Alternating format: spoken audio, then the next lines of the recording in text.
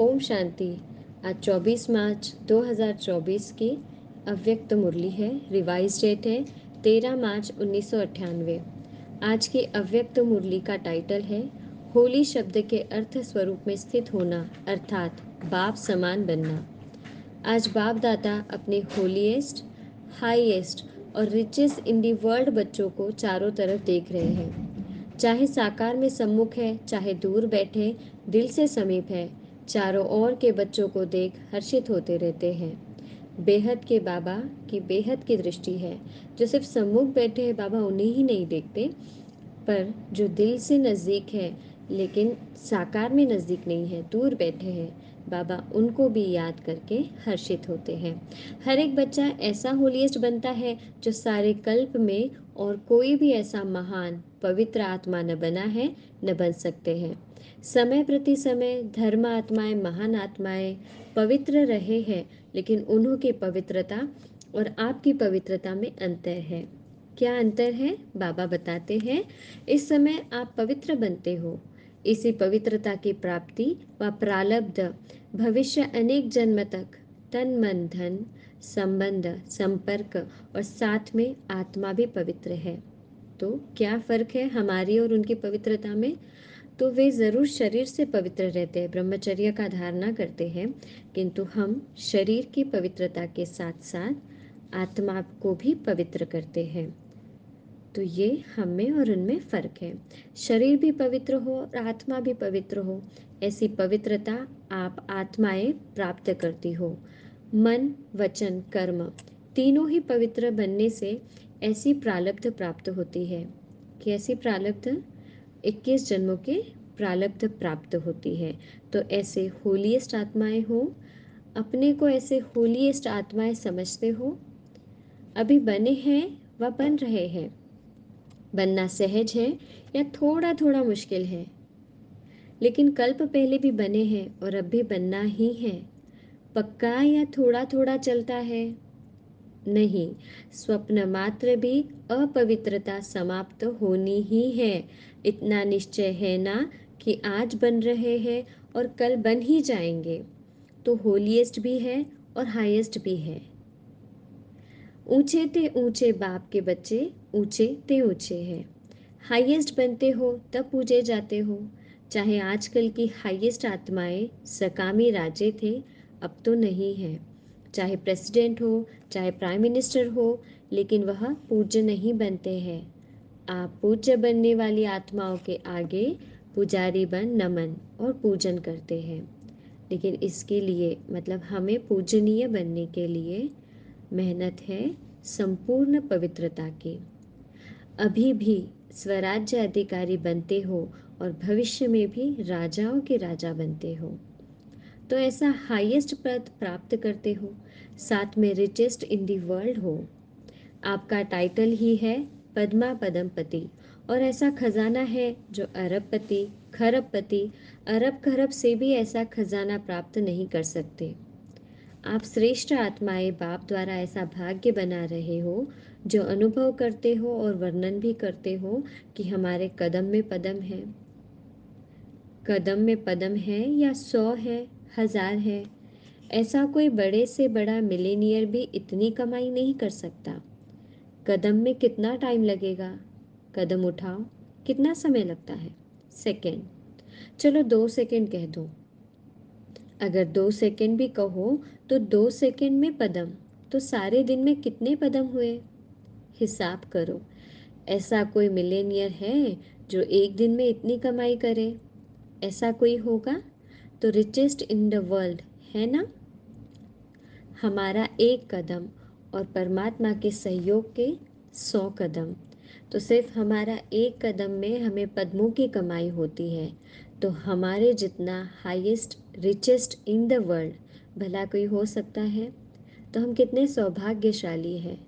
वाह, हमारे भाग्य के क्या कहने। हिसाब करो। ऐसा कोई होगा तो रिचेस्ट इन दी वर्ल्ड है ना। और आपका ऐसा खजाना है जो आग भी नहीं जला सकती, पानी डुबो नहीं सकता, चोर लूट नहीं सकता, राजा भी खा नहीं सकते। ऐसा खजाना इस पुरुषोत्तम संगम युग में ही प्राप्त करते हो। तो अपना ऐसा स्वमान स्मृति में रहता है, हाँ या ना? पीछे वाले हाथ हिला रहे हैं, पीछे वाले आराम से बैठे हो ना? बाबा साकार में जो सामने बैठे हैं उन सभी आत्माओं के बारे में पूछ रहे हैं कि जो पीछे साइड बैठे हैं क्या वो आराम से बैठे हैं?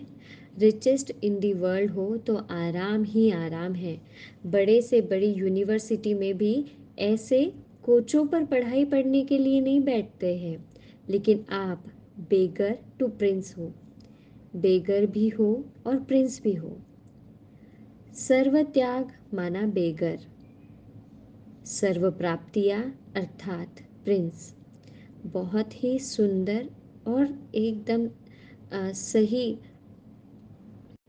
सरल तरीके में बाबा ने हमें बताया है बेगर और प्रिंस की व्याख्या। बेगर माना सर्व त्याग करना और प्रिंस अर्थात सर्व प्राप्तियों को अपनाना। त्याग भी हमें किन बातों का करना है? जो हमें विकार है, जो हमारे काम के ही नहीं है, उन सब का त्याग करना माना बेगर, और सर्व शक्तियों और गुणों को, प्राप्तियों को अपने में अपनाना माना प्रिंस होना। बिना बिना त्याग के इतना बड़ा भाग्य नहीं मिलता है, त्याग का ही भाग्य मिला है। तन मन धन संबंध सभी त्याग किया अर्थात परिवर्तन किया। तन मेरा के बजाय तेरा किया, मन धन संबंध एक शब्द परिवर्तन होने से मेरे के बजाय तेरा किया। है एक शब्द का परिवर्तन, लेकिन इसी त्याग से भाग्य के अधिकारी बन गए। तो भाग्य के आगे यह त्याग क्या है? छोटी बात है या बड़ी भी है? माना अगर मैं सिर्फ तन मन धन में, अगर तन को भी मेरा नहीं तेरा है इस बात में परिवर्तन कर दूं, तो तन से संबंधित मन धन संबंध, इन सभी से संबंधित समस्याएं भी परमात्मा को हम दे देंगे, क्योंकि जो मेरा है ही नहीं वो तेरा है। जो तेरा है उससे संबंधित सभी परेशानियां भी तेरी है, तो हम हल्के रहेंगे। तो सिर्फ एक तन तेरा मेरा नहीं, तो इस बात का भी अगर हम परिवर्तन करते हैं तो हमारा भाग्य ऊंच बनता है। तेरा कहना माना बड़ी बात को छोटा करना, और मेरा कहना माना छोटी बात को बड़ी करना। क्या भी हो जाए, 100 हिमालय से भी बड़ी समस्या आ जाए, लेकिन तेरा कहना और पहाड़ को रुई बनाना, राई भी नहीं रुई, जो रुई सेकंड में उड़ जाए। रुई माना कॉटन। सिर्फ तेरा कहना नहीं मानना, सिर्फ मानना भी नहीं, चलना। एक शब्द का परिवर्तन सहज ही है ना? मतलब सिर्फ मेरा मेरा तेरा हो गया, सिर्फ ऐसे मानना नहीं है, इसे हमें हमारी धारणाओं में भी लाना है, इस पर चलना भी है। तो एक शब्द का परिवर्तन सहज ही है ना, और फायदा ही है, नुकसान तो है नहीं। तेरा कहने से सारा बोझ बाप को दे दिया। तेरा तुम हो जानो, तेरा तुम ही जानो, आप सिर्फ निमित्त मात्र हो। इसमें फायदा है ना, न्यारे और परमात्मा के प्यारे बन गए। जो परमात्मा के प्यारे बनते हैं वह विश्व के प्यारे बनते हैं। मराठी में ऐसा कहते हैं, जो आवडतो सगळ्यांना तोची आवडे देवाला। मतलब जो सबको पसंद है, जो सबका चहिता है, वो परमात्मा को भी चहिता होता है। क्योंकि सब किसे चाहेंगे? जो सबके साथ अच्छा रहता है, और जो सबके साथ अच्छा रहता है परमात्मा उसे ज़रूर चाहेंगे। सिर्फ भविष्य प्राप्ति नहीं, वर्तमान भी है। एक सेकंड में अनुभव किया भी है और करके देखो। कोई भी बात आ जाए तेरा कह दो, मान जाओ और तेरा समझ कर करो, तो देखो बोझ हल्का होता है या नहीं होता है। अनुभव है ना, सभी अनुभवी बैठे हो ना। सिर्फ क्या होता है, मेरा मेरा कहने की बहुत आदत है ना, 63 जन्मों की आदत है, तो तेरा तेरा कहकर फिर मेरा कह देते हो, और मेरा माना गए, फिर वह बात तो 1 घंटे में, 2 घंटे में, 1 दिन में ख़त्म हो जाती है। लेकिन जो तेरे से मेरा किया उसका फल लंबा चलता है। बात आधे घंटे की होगी, लेकिन चाहे पश्चाताप के रूप में, चाहे परिवर्तन करने के लक्ष्य से, वह बात बार बार स्मृति में आती रहती है। इसलिए बाप सभी बच्चों को कहते हैं, अगर मेरा शब्द से प्यार है, आदत है, संस्कार है, कहना ही है मेरा मेरा आवे, तो मेरा बाबा कहो। आदत से मजबूर होते हैं ना, तो जब भी मेरा मेरा आवे तो मेरा बाबा कहकर खत्म कर दो। अनेक मेरे को एक मेरा बाबा में समा दो। 63 जन्मों की हमारी आदत है शरीर में रहकर हर एक बात को, हर एक चीज़ को मेरा मेरा कहने की। तो एकदम से बाबा कहते हैं, इस आदत से छूटने के लिए जब भी मेरा आता है तो मेरा को तेरा कहने में अगर समय जाता है, समय लगता है, तो उस समय मेरा कहते वक्त ये सोचो कि मेरा बाबा तो हो गया ना तेरा में परिवर्तित। तो अनेक मेरे को एक मेरा बाबा में समा दो। अभी समय के प्रमाण आप हर निमित्त बनी हुई सदा याद और सेवा में रहने वाली आत्माओं को स्व परिवर्तन द्वारा विश्व परिवर्तन का वाइब्रेशन पावरफुल और तीव्र गति का बढ़ाना है। चारों ओर मन का दुख और अशांति, मन की परेशानियां बहुत तीव्र गति से बढ़ रही है। बाप दादा को विश्व की आत्माओं के ऊपर रहम आता है, और रहम दिल बाप की हम रहम दिल आत्मा है, तो हमें भी हमारे योग के समय में इन आत्माओं पर रहम की वर्षा करनी है। तो जितना तीव्र गति से दुख की लहर बढ़ रही है, उतना ही आप सुखदाता के बच्चे अपने मनसा शक्ति से, मनसा सेवा व सकाश की सेवा से, वृत्ति से चारों ओर सुख की अंजलि का अनुभव कराओ। नुमा शाम के समय, अमृत वेले के समय, या फिर कोई समय हम जब योग करते हैं, तो हमारे योग में एक समय हमें ज़रूर ऐसा रखना है जो हम विश्व की सभी आत्माओं को सकाश दे।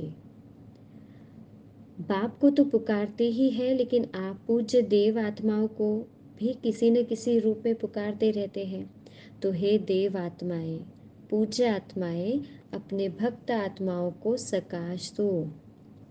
साइंस वाले भी सोचते हैं ऐसी इन्वेंशन निकाले जो दुख समाप्त हो जाए। साधन सुख के साथ दुख भी देता है, लेकिन दुख न हो, सिर्फ सुख की प्राप्ति हो, उसका सोचते ज़रूर है। लेकिन स्वयं की आत्मा में अविनाशी सुख का अनुभव नहीं है, तो दूसरों को कैसे दे सकते हैं।